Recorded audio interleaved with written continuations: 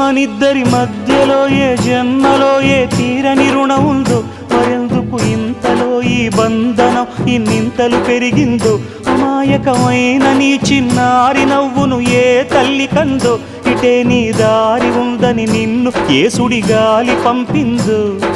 పాపం పుణ్యం దేవుడికెరుక, పేదకు దొరికిన బంగారు కణిక, పాలు వెన్నా లేవని అనక ప్రేమను తాగి పెరగవెసిలక.